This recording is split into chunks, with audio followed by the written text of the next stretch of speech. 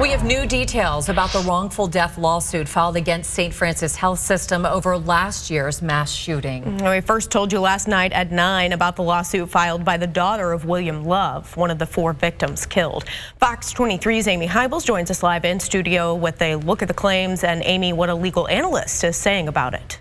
Well, the lawsuit filed by Karen Love names 4 defendants, the St. Francis Hospital and Health System, along with the Warren Clinic and Warren Professional Building. The petition states they failed to take actions that could have prevented the shooting that claimed the life of her father last June.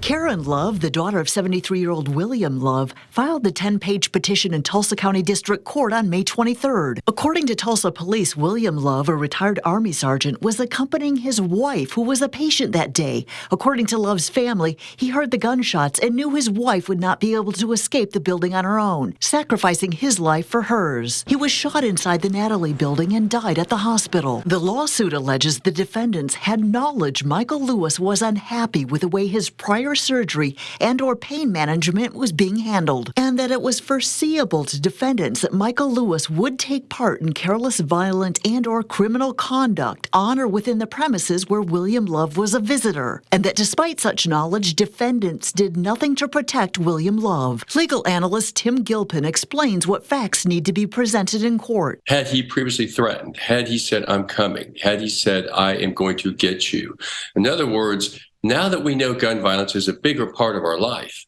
were these circumstances that the hospital or the staff should have done extra things to guard everybody else against in their facility? According to a timeline laid out by Tulsa Police Chief Wendell Franklin during last year's news conference, Dr. Phillips performed back surgery on Michael Lewis on May 19th.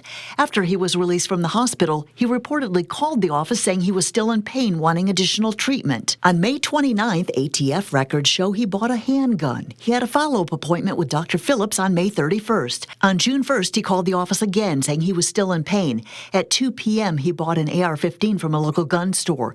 At 4:52, police said the first call came in about shots being fired at the St. Francis campus. Chief Franklin said they later found a note with Lewis's body, which made it clear that he came in with the intent to kill Dr. Phillips and anyone who got in his way.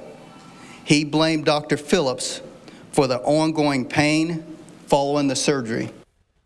Gilpin says what's important in this case will be what did the hospital know and what did the staff know in regard to the threat level.